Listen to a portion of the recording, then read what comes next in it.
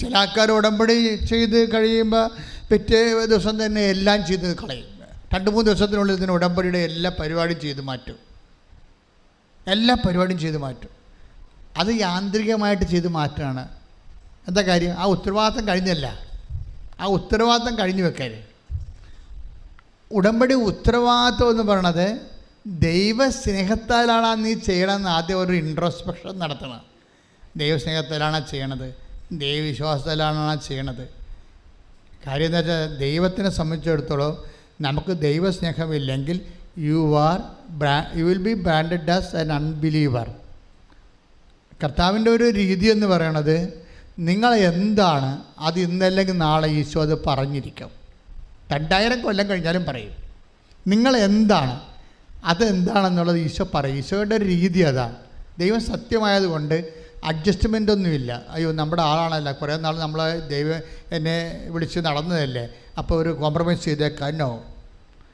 യാക്കോബിനോട് കാണിക്കാത്ത കോംപ്രമൈസ് ദൈവം നമ്മളോട് കാണിക്കുക ഇല്ലേ? യാക്കോബിനെ നാഥാനിയേൽ എന്താ ഒരു, അതായത് 1:47 യോഹന്ന 1:47 ശ്രുതികട യോഹന്നാൻ 1:47 നഥാനിയേൽ തന്റെ അടുത്തേക്ക്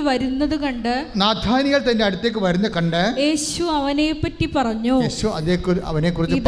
ഇതാ നിഷ്കപടനായ ഒരു യഥാർത്ഥ ഇസ്രായേൽക്കാരൻ. അപ്പം നാഥാനിയനോട് പറയണേ, നാഥാനെ കണ്ടപ്പോൾ പറഞ്ഞതാണ് ഇതാ നിഷ്കപടനായ ഒരു യഥാർത്ഥ ഇസ്രായേൽക്കാരൻ.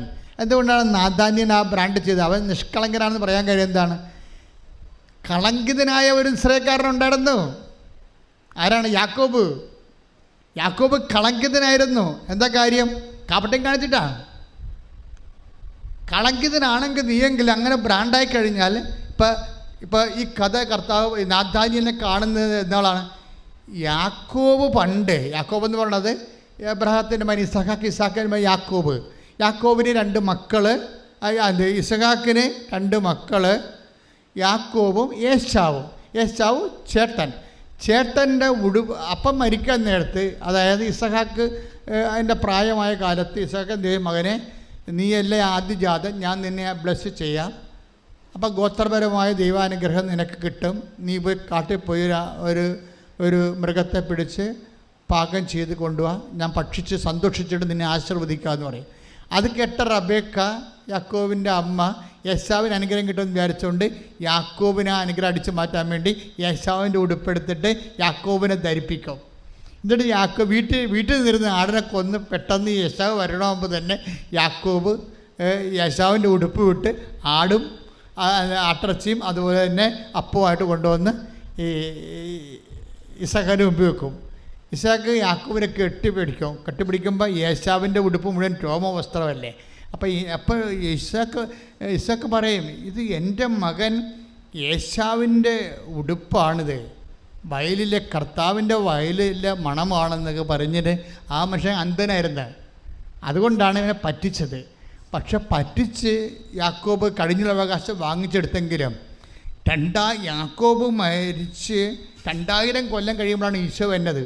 ഈ 2000 കൊല്ലം കഴിഞ്ഞു അന്നത്തെ കാപട്യം ബ്രാൻഡ് ചെയ്യപ്പെടും. അതാണ് നിങ്ങൾ ചിന്തിക്കേണ്ടത്. കർത്താവിൻ്റെ അടുത്തൊക്കെ ഒരു കളി കളിച്ചാൽ തേച്ചാലും വായിച്ചാലും പോകത്തില്ല സാധനം. നാഥാന്യന് വരുമ്പോൾ കർത്താവ് പറയും, ഇതാ ഒരു യഥാർത്ഥ ഇസ്രായേലിൻ. പണ്ടൊരു കള്ളനുണ്ടായിരുന്നെന്ന് യാക്കോബ്. യാക്കോബിൻ്റെ പേര് ഇസ്രായേലൻ തന്നെയാണ്. അതുകൊണ്ട് നാഥാന്യനെ പറയുമ്പോൾ ഇതാ ഒരു യഥാർത്ഥ ഇസ്രായേലിയൻ. ഇവരിന് കളങ്കമൊന്നുമില്ല, ഒരു കളങ്കിതനുണ്ടായിരുന്നെന്ന്. യാക്കോബിൻ്റെ ദൈവം എന്നൊക്കെ പറഞ്ഞ് നാട്ടുകാരെ പ്രാർത്ഥിക്കുന്നുണ്ടെങ്കിലും അവൻ കളങ്കിതനാണെന്നുള്ള കാര്യം കർത്താവ് മറച്ചു വെക്കുന്നില്ല. This is Jesus. നിങ്ങൾ ഉടമ്പടി എടുത്ത് കളങ്കിതരാകരുത്. That's my point. നിങ്ങൾ ഏതെങ്കിലും കണ്ണുകൊണ്ട് ഇരുട്ടുകൊണ്ട് വിട്ടടച്ചിട്ട് ഏതെങ്കിലും പകുതി ചെയ്യാതെ അനുഗ്രഹം അടിച്ചു മാറ്റാവുന്നൊന്നും വിചാരിക്കരുത്. 10 കൊല്ലം 100 കൊല്ലം കഴിഞ്ഞാലും കർത്താവ് പറയും നിങ്ങൾ കളങ്കിതയാണെന്ന് പറയും. എന്തിനാ പ്രാർത്ഥിക്കുക? കർത്താവ് ദൈവമേ, കർത്താവായ ദൈവമേ, ആത്മാവിലും സത്യത്തിലും അങ്ങയെ ശുശ്രൂഷിക്കുവാൻ എനിക്ക് ദൈവസ്നേഹത്തിന്റെ ദൈവത്തിലുള്ള വിശ്വാസത്തിന്റെ വരം നൽകി അഭിഷേകിക്കണമേ. ശ്രദ്ധിക്കട്ടെ.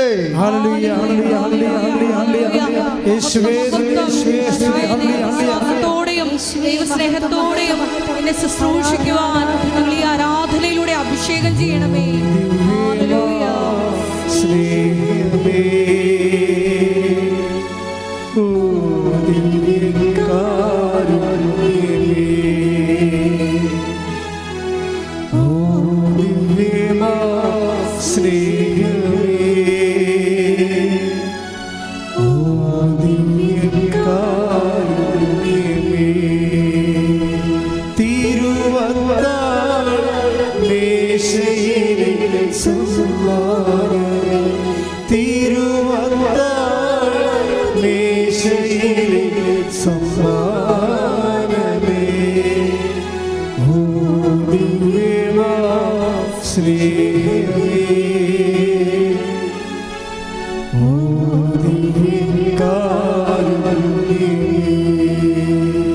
കഴിഞ്ഞ ദിവസം, അതായത് നമ്മൾ സത്യത്തിലാണ് ശുശ്രൂഷിക്കുന്നതെങ്കിൽ, ഇത് നമുക്കറിയാമല്ലോ, ഉടമ്പടിയെ സംബന്ധിച്ചിടത്തോളം ഇപ്പം കഴിഞ്ഞ ദിവസം ഒരു സാക്ഷ്യം ഉണ്ടായി.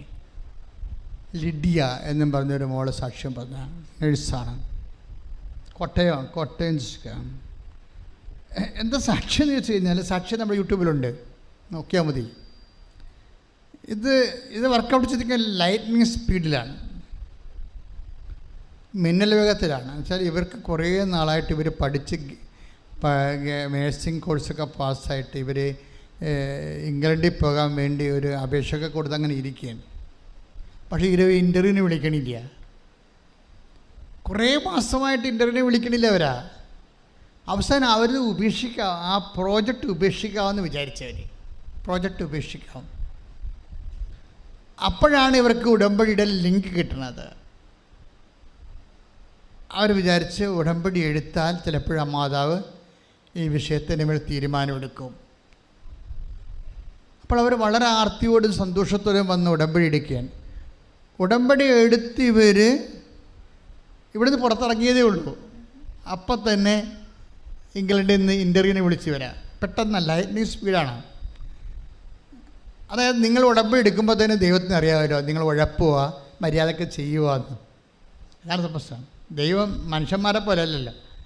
നിങ്ങൾ ഉടമ്പടി എടുക്കുമ്പോൾ തന്നെ ദൈവത്തിന് അറിയാം ഇത് ഉഴപ്പുമോ മര്യാദയ്ക്ക് ചെയ്യുമോ എന്നർത്ഥം. ചെയ്യണമെങ്കിൽ ദൈവസ്നേഹത്തോടെ ചെയ്യുക, അതാ ദൈവസ്നേഹത്തോടെ ചെയ്യത്തില്ലേ, അതെല്ലാം കർത്താവിനറിയാം. നിങ്ങൾ ഉടമ്പടി എടുക്കാൻ വരുമ്പോൾ തന്നെ നിങ്ങളുടെ സ്കാനിങ് റിപ്പോർട്ട്, നിങ്ങളുടെ ആത്മാവിൻ്റെ സ്കാനിങ് റിപ്പോർട്ട് കർത്താവിൻ്റെ മേശപ്പുറത്താകും. അപ്പോൾ ഒരു ഫ്രോഡ് പരിപാടി നടക്കത്തില്ല. പക്ഷെ നിങ്ങൾ സത്യസന്ധമായിട്ടാണ് വരണമെന്നുണ്ടെങ്കിൽ അതിൻ്റെ റിപ്പോർട്ടും കിട്ടും. അതുകൊണ്ട് എന്താണ്, ഇവിടെ ഉടമ്പടി കറക്റ്റായിട്ട് ചെയ്യുമെന്ന് കർത്താവ് മനസ്സിലായത് കാരണം ഇവിടെ പുറത്തിറങ്ങിയപ്പോൾ തന്നെ ഇമെയിൽ മെസ്സേജ് വന്നു, you are called for a interview എന്ന് പറഞ്ഞു. ഇവൾക്ക് പകച്ചുപോയി എന്ന് വെച്ചാൽ ഇൻ്റർവ്യൂവിന് ഇവർ പ്രിപ്പയർ ആയിട്ടില്ല. ഇത് കിട്ടത്തില്ലേ, ജോലി പോയെന്നും പറഞ്ഞിരിക്കുകയല്ലേ. നമ്മുടെ നേഴ്സിംഗ് പ്രൊഫഷൻ തന്നെ വെള്ളത്തിലായെന്നും പറഞ്ഞങ്ങനെ എല്ലാ പ്രത്യാശയും കളഞ്ഞു കുളിച്ച് ഇരിക്കുക. പക്ഷേ ഇത് പെട്ടെന്നിങ്ങനെ വർക്കൗട്ട് ചെയ്തപ്പോൾ ഇവൾ ആപ്പടെ വല്ലാത്ത അവസ്ഥയായി.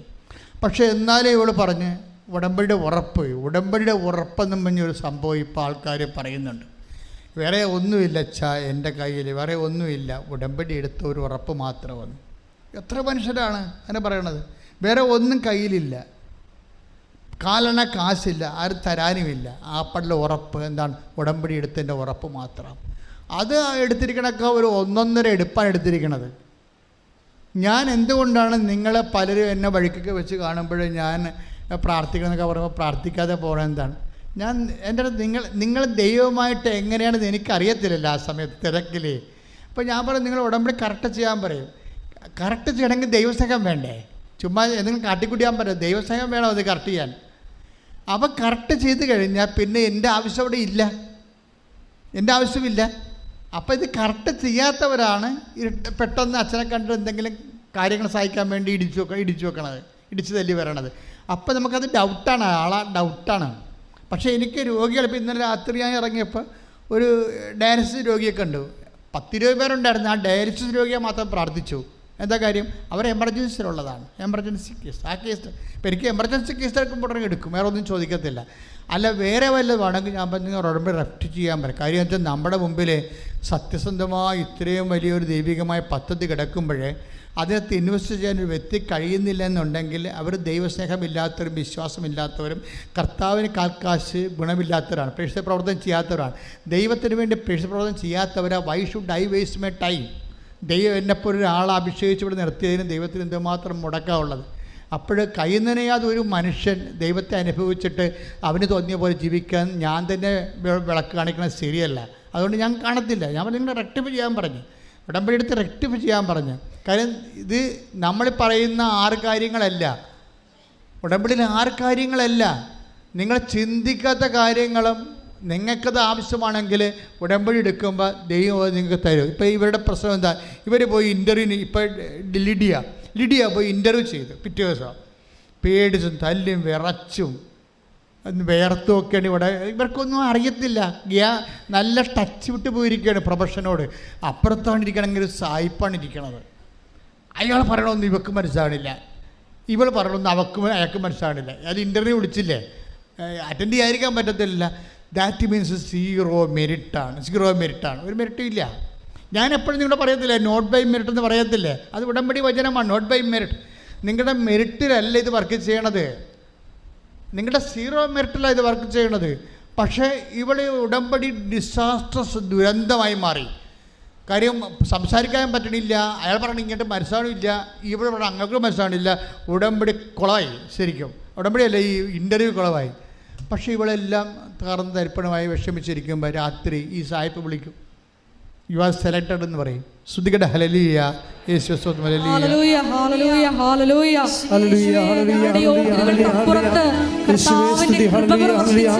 ഉടമ്പടിയിലൂടെ ഞങ്ങളെ അനുഗ്രഹിക്കുന്ന ദൈവസ്നേഹത്തിന് നന്ദി പറയുന്നു. പ്രഭാഷകം 36:8 ശ്രുതികട ഹല്ലേലൂയ, ഹല്ലേലൂയ, ഹല്ലേലൂയ.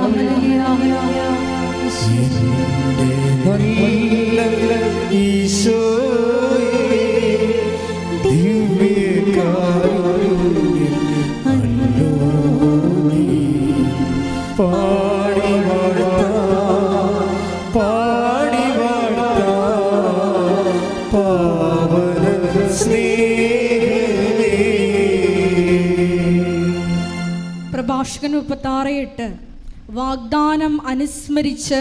പ്രഭാഷകം 36:8 പറഞ്ഞ വാഗ്ദാനം അനുസ്മരിച്ച് അങ്ങ് കാലത്തെ ത്വരിപ്പിക്കണമേ.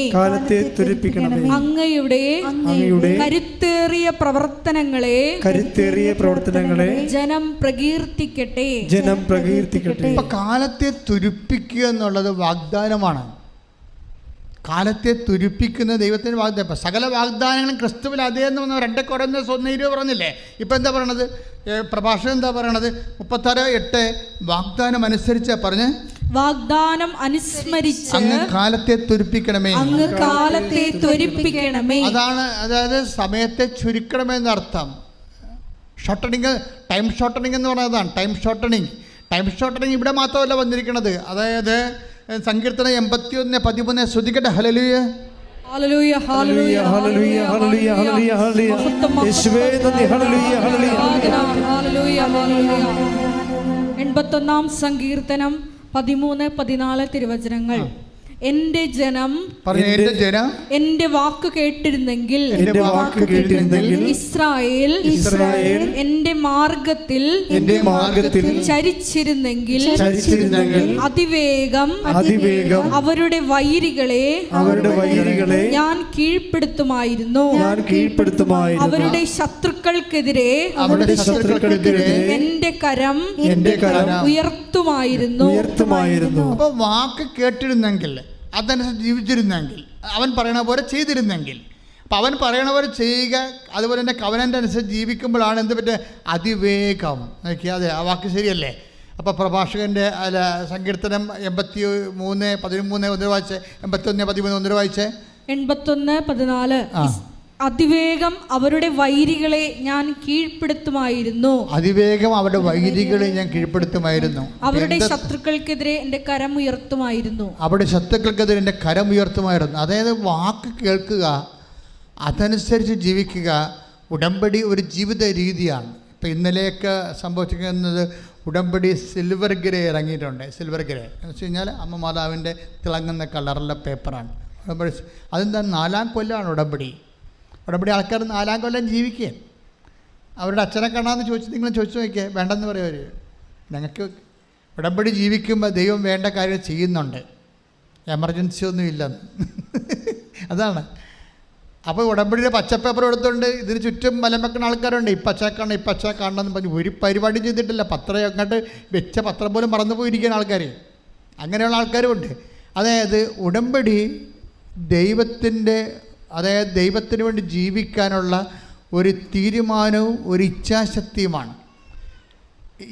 അതല്ല ദൈവം പറയും, ഇസ്രായേൽ എൻ്റെ വാക്ക് കേട്ടിരുന്നെങ്കിൽ അതനുസരിച്ച് ജീവിച്ചിരുന്നെങ്കിൽ ഞാൻ അതിവേഗം അവരുടെ ശത്രുക്കളെ കീഴ്പ്പെടുത്തുമായിരുന്നു. എന്ത് ശത്രു ആയാലും നമുക്കെതിരെ ഉണ്ടാകുന്ന എല്ലാ ഓപ്പോസിറ്റായിട്ട് എതിരെ വരുന്ന എല്ലാ ശക്തികളെയും ദൈവം അതിവേഗമെന്നാണ്, അതിവേഗം. അപ്പോൾ ടൈം ഷോർട്ടണിങ് എന്ന് പറയണത് ഉടമ്പടിയുടെ ഒരു ഇഫക്റ്റാണത്. അതുപോലെ തന്നെ ലൈറ്റ് വെയ്റ്റനിങ് എന്ന സംഭവമുണ്ട്. ലൈറ്റ് വെയ്റ്റനിങ് ഇപ്പോൾ ഇവരുടെ ഈ സാക്ഷ്യം തന്നെ എടുത്താൽ മതി, അതിൻ്റെ അകത്ത് ലൈറ്റ് വെയ്റ്റനിങ് ഇല്ലേ. ഇപ്പം അമ്മിണി സ്ത്രീൻ്റെ സാക്ഷ്യം എടുക്കാം. എന്താ കാര്യം? അതായത് ഇപ്പോൾ 14 ജില്ലകളിൽ പത്രം കൊണ്ടുപോയ ചേച്ചിയുടെ സാക്ഷ്യമില്ല, പാലക്കാടുകാരത്തി. നമുക്ക് ഒരു 14 വീട്ടിൽ കൊണ്ടേ പത്രം കൊടുക്കാൻ പറ്റണില്ല ചില ആൾക്കാർക്ക്, ഭാരമാണ് അവർക്ക്. ഇങ്ങനെ ഈ 14 ജില്ലകളിൽ 14 കെട്ട് പത്രം വെച്ച് 2-3 പാര് ഉടുപ്പ് എടുത്തുകൊണ്ട് ഓരോ ബസ്സൊക്കെ നടക്കണത്. അവർ സിമ്പിളായിട്ട് ചെയ്യണത്, അവർക്ക് അഭിഷേകത്തിലാണത് ചെയ്യണത്. അഭിഷേകത്തിൽ ചെയ്യണം. അപ്പോൾ അവരുടെ ഭാരം കുറഞ്ഞ് പാരലഘുത്വം വരണത് ദൈവസ്നേഹം നിറയുമ്പോൾ അഭിഷേകത്തിലാണ് ചെയ്യണത്. 14 വീട്ടിൽ നമുക്ക് പത്രം കൊടുക്കാൻ പറ്റാത്തവരുടെ നമ്മൾ വാദപ്പനിക്കാരെ പോലെ അവിടെ കൊടുത്ത് ഇവിടെ കൊടുത്ത്, അയ്യോ ആ വീട് കുറേ അകലെയാണല്ലോ, എങ്ങനെ പോകും, നാളെ പോയാൽ മതിയാന്നൊക്കെ പറഞ്ഞിട്ട് വാദപ്പനിക്കാർ ഉടമ്പെടുത്തിട്ടുണ്ടല്ലോ. അതാ സംഭവം. പക്ഷേ ഇത് 14 ജില്ലകളിൽ പോകണേ. 14 ജില്ലകളിൽ പുഷ്പം പോലെ ബസ്സിൽ കയറി, അടുത്ത ബസ്സിൽ കയറി അവിടെ കൊടുത്ത് ഇടുക്കിയിൽ നിന്ന് മലപ്പുറത്ത് വന്ന് കണ്ണൂരിൽ നിന്ന് തൃശ്ശൂർ വന്ന് എന്തൊരു കെടുപ്പാ കൊടുത്ത് കളഞ്ഞത്. അതെന്താണ്? ഭയങ്കര ഹൈ ടെമ്പർ ഹോളി സ്പിരിറ്റിലെ അഭിഷേകമാണ്. എൻ്റെ മുഖം മധുരമാണെന്ന് ഈശോ പറഞ്ഞില്ലേ. ദൈവം ഉടമ്പടിയുടെ ഭാരങ്ങൾ ലഘുവായിട്ട് തോന്നുന്ന സ്ഥലത്ത് ഉടമ്പടി അഭിഷേകമായിട്ട് മാറും. 11:30 മത്തായിയുടെ സുവിശേഷം. ശ്രദ്ധിക്കട്ടെ. ഹല്ലേലൂയ ഹല്ലേലൂയ ഹല്ലേലൂയ ഹല്ലേലൂയ ഹല്ലേലൂയ ഹല്ലേലൂയ ഹല്ലേലൂയ ഹല്ലേലൂയ. മത്തായി 11:30. എന്തെന്നാൽ എന്റെ നുകം വഹിക്കാൻ എളുപ്പമുള്ളതും ചുമട് ഭാരം കുറഞ്ഞതുമാണ്. ഈ ചുമട്, ഉടമ്പടിയുടെ ചുമടൊരു ഭാരമായിട്ട് തോന്നിക്കഴിഞ്ഞാൽ അതിൻ്റെ അർത്ഥം നിങ്ങൾക്ക് ദൈവസ്നേഹം ഇല്ലെന്ന് അതിൻ്റെ അർത്ഥം. അത് ലഘുവായിട്ട് തോന്നുന്നത് ദൈവസ്നേഹം അഭിഷേകമായി ലഭിച്ചു കഴിയുമ്പോൾ അവർ ഈസിയായിട്ട് ചെയ്യാം. അപ്പോഴന്നെ ഈസിയായിട്ട് ആർക്കും ഉടമ്പടിയുടെ ഉത്തരവാദിത്തങ്ങൾ നിറവേറ്റാൻ കഴിയുന്നുണ്ടെങ്കിൽ നിങ്ങൾ വിചാരിക്കേണ്ടതാണ്, പരിശുദ്ധാത്മ നിങ്ങൾ നിറഞ്ഞിട്ട് ദൈവസ്നേഹത്തിൻ്റെ അഭിഷേകം കിട്ടിയിരിക്കുകയാണ്. ഉടമ്പടി ഉത്തരവാദിത്തം അറിയാൻ അഭിഷേകം. അപ്പം നിങ്ങൾക്ക് ഇല്ലാത്തവർ ആ രോഗം മനസ്സിലാക്കിയിട്ട് വേണം മരുന്ന് കഴിക്കാൻ. നിങ്ങളുടെ പ്രശ്നം എന്താണ്? ദൈവസ്നേഹമില്ലാത്തതാണ് പ്രശ്നം. അഭിഷേകം കിട്ടാത്തതാണ് പ്രശ്നം. അപ്പോൾ ഉടമ്പടി എടുക്കുന്നവർ ആ പ്രാർത്ഥനാ ജീവിതം കൊണ്ട് ഉദ്ദേശിക്കുന്നത് അഭിഷേകം മറ്റത് ചെയ്യാനുള്ള അഭിഷേകം മേടിക്കുകയാണ് ഈ പ്രാർത്ഥനാ ജീവിതം കൊണ്ട് ഉദ്ദേശിക്കുന്നത്. പ്രാർത്ഥിക്കുക, കർത്താവായ ദൈവമേ, അഭിഷേകത്തോടെ പാരലഘുത്വം പ്രാപിച്ചുകൊണ്ട് ഉടമ്പടി ഉത്തരവാദിത്തം നിറവേറ്റുവാൻ പരിശുദ്ധാത്മാവിനാൽ പ്രത്യേകം അഭിഷേകം ചെയ്യണമേ. ശ്രദ്ധിക്കട്ടെ.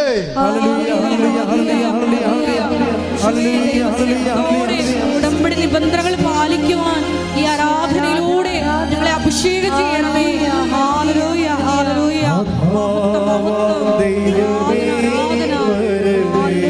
യേശുവേ നന്ദി.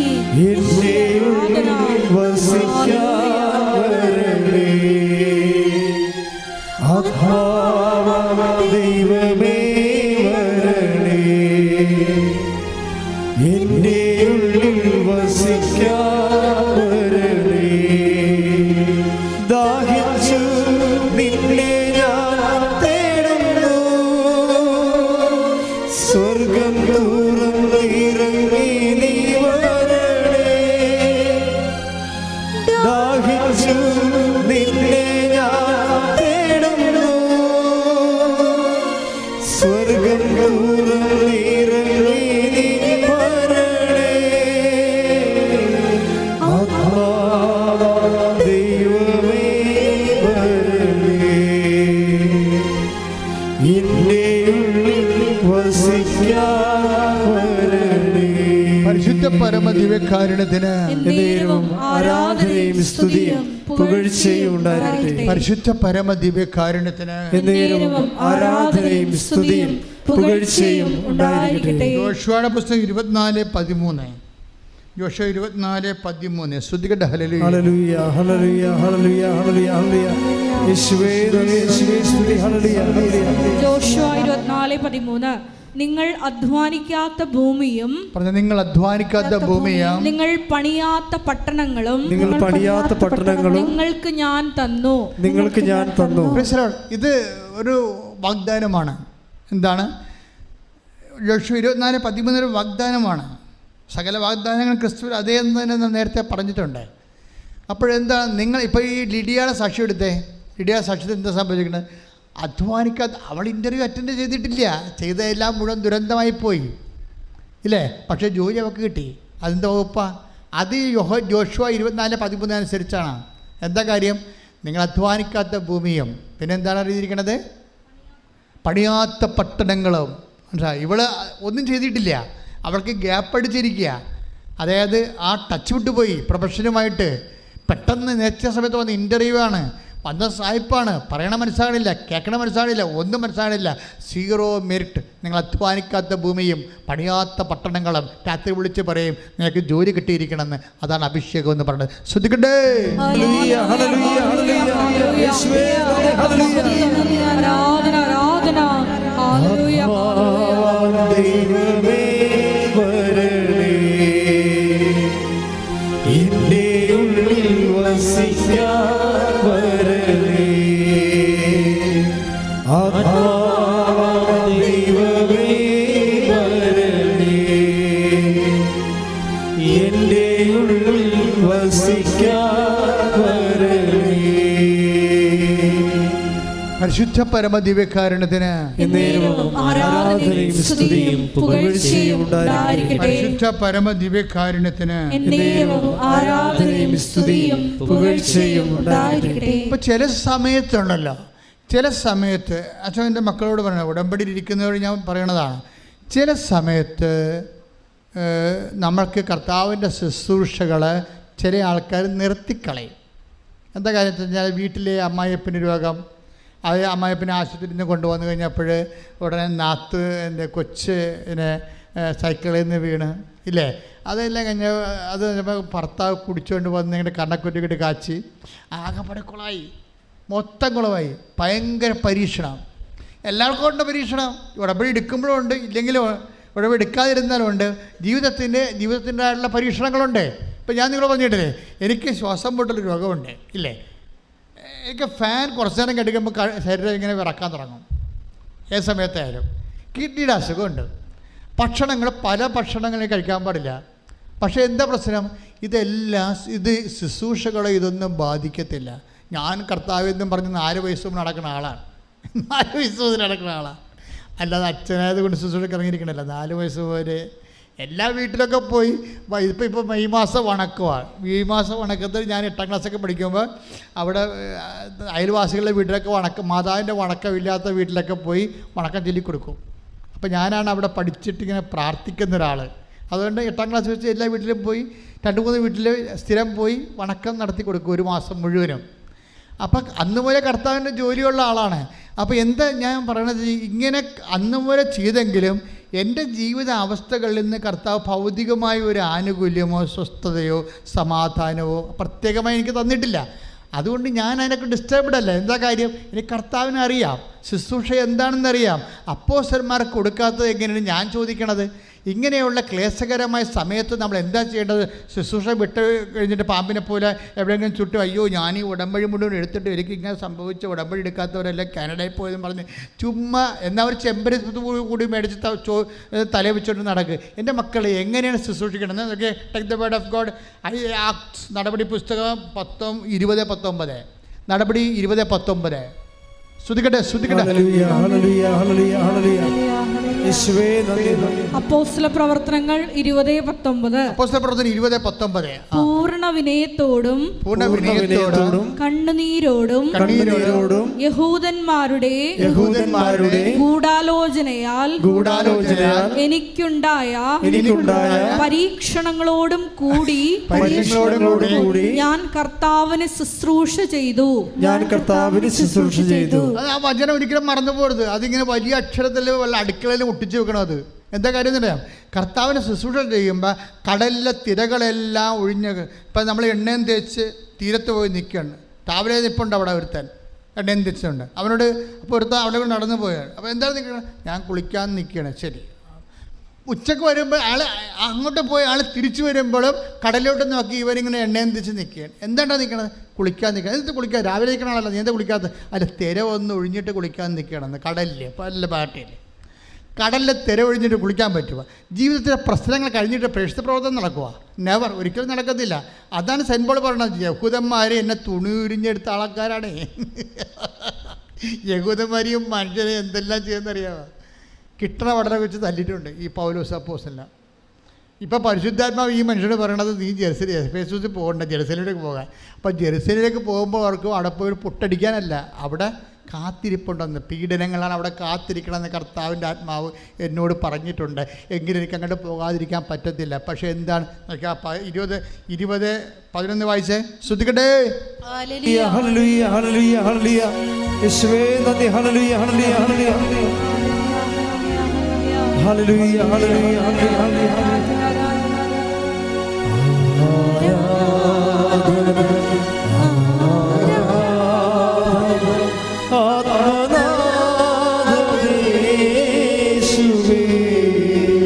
എല്ലാവരും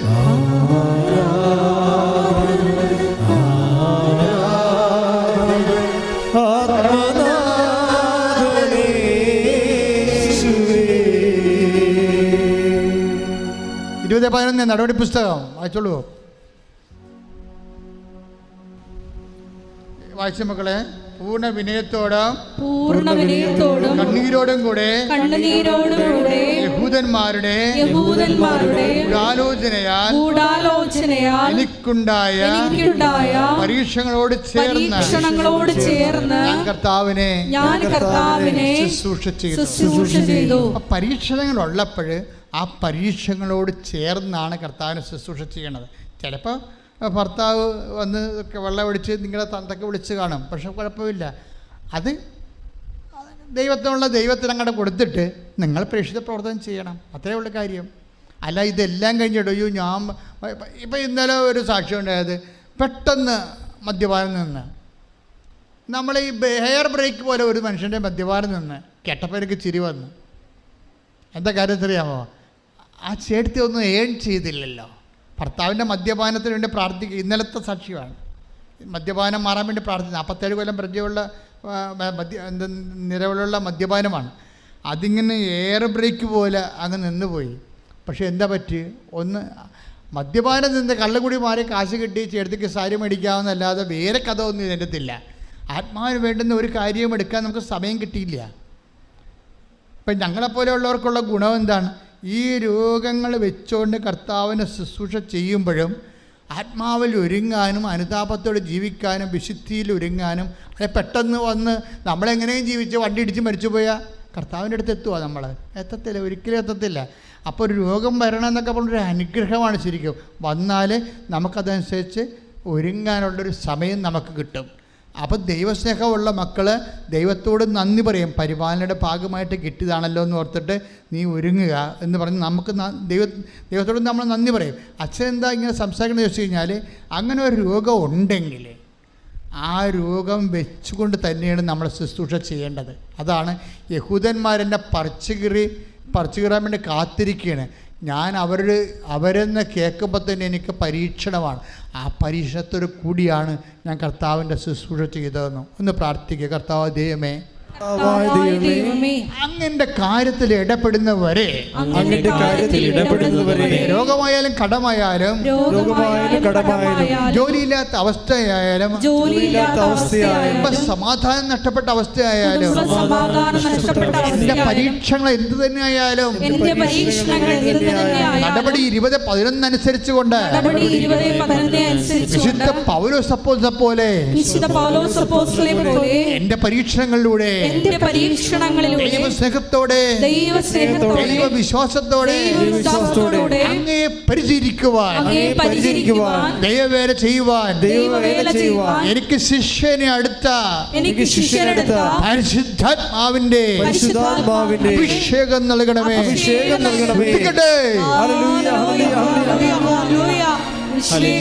സമയങ്ങളില് ആത്മാവിൽ ജ്വലിച്ച് ദൈവ ശുശ്രൂഷ ചെയ്യുവാൻ ഞങ്ങളെ അഭിഷേകം ചെയ്യണമേ.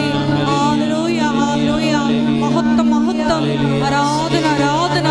Hallelujah, hallelujah. പരിശുദ്ധാത്മാവേ, പരിശുദ്ധാത്മാവേ, വരദാനത്തിൻ അഭിഷേകം കൊണ്ട് എന്നെ നിറയ്ക്കണമേ. പരിശുദ്ധാത്മാവേ, പരിശുദ്ധാത്മാവേ, ലോകത്തിന്മേൽ വിജയം നേടാൻ ധീരതയേകണമേ. പരിശുദ്ധാത്മാവേ, പരിശുദ്ധാത്മാവേ, വരദാനത്തിൻ അഭിഷേകം കൊണ്ട് എന്നെ നിറയ്ക്കണമേ. പരിശുദ്ധാത്മാവേ, പരിശുദ്ധാത്മാവേ, ലോകത്തിന്മേൽ വിജയം നേടാൻ ധീരതയേകണമേ.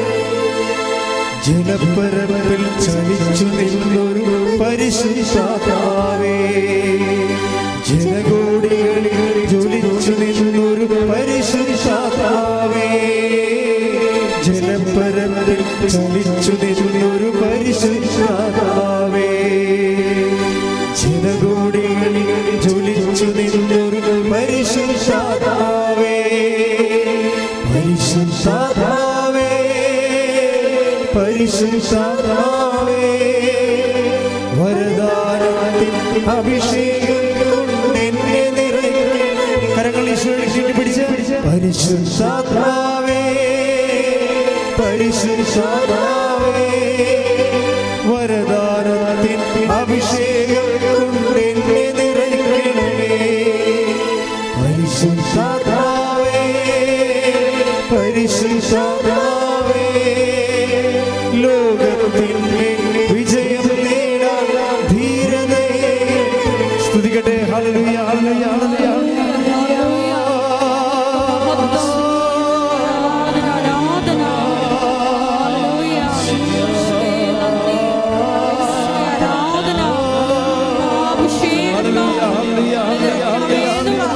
ആത്മാവേ, പരിശുദ്ധാത്മാവേ, അഭിഷേകത്താൽ ആഴമായ അനുതാപം ഞങ്ങൾക്ക് അഭിഷേകത്താൽ നിറയണമേ.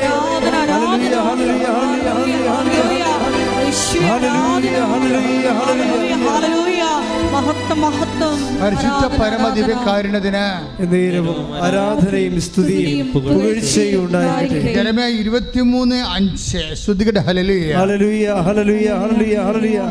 യേശുവേ നന്ദി, നന്ദി, നന്ദി. യെരമ്യാ 23:5 സ്തുതിക്കട്ടെ. ഹല്ലേലൂയ, ഹല്ലേലൂയ, ഹല്ലേലൂയ, ഹല്ലേലൂയ, ഹല്ലേലൂയ, ഹല്ലേലൂയ. യേശുവേ നന്ദി. ഹല്ലേലൂയ, ഹല്ലേലൂയ, ഹല്ലേലൂയ.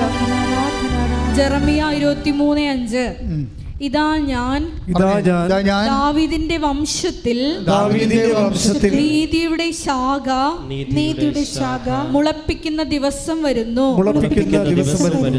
ഇതാണ്, ഇതൊരു പ്രവചനമാണ്, വാഗ്ദാനമാണ്. എന്താണ്? ദാവീദിന്റെ വംശത്തിൽ നീതിയുടെ ശാഖ. ഈശോയെക്കുറിച്ച് പറഞ്ഞതാണ്. രക്ഷകനെക്കുറിച്ചുള്ള ഇമ്മാനുവൽ പ്രവചനങ്ങളുടെ ഒരു ഭാഗമാണിത്. ഇതൊരു പ്രവചനമാണ്. ഈ പ്രവചനം ഒരു വാഗ്ദാനമാണ്. വാഗ്ദാനം ഒരു കവനന്റിൻ്റെ ഭാഗമാണ്. ഞാൻ കവനൻ്റെ ബലത്തെക്കുറിച്ച് പറയാനാണ് നിങ്ങൾ ഉദ്ദേശിക്കുന്നത്. അതായത് നമ്മുടെ ഉടമ്പടിയുടെ ബലത്തെക്കുറിച്ച് പറയാനാണ് ഉദ്ദേശിക്കുന്നത്. അതായത് ഉടമ്പടിയുടെ ബലമെന്ന് പറയണത് അതിൻ്റെ ദൈവത്തിൻ്റെ വാഗ്ദാനമാണ്. അപ്പോൾ ദൈവം വാഗ്ദാനം തന്നിട്ടുണ്ടെങ്കിൽ ഏത് വേരിൽ നിന്നാണെങ്കിൽ പോലും ശാഖ മുളക്കും. Isaiah 11:5. Take the word of God. Isaiah 11:5. ശ്രദ്ധിക്കട്ടെ. ഹല്ലേലൂയ ഹല്ലേലൂയ ഹല്ലേലൂയ ഹല്ലേലൂയ യേശുവേ ഹല്ലേലൂയ ഹല്ലേലൂയ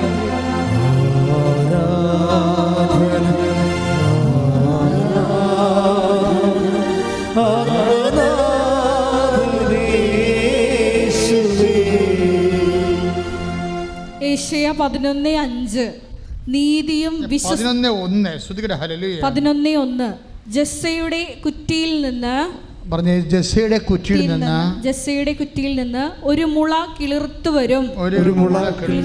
അവന്റെ വേരിൽ നിന്ന് ഒരു ശാഖ പൊട്ടിക്കിളിർക്കും.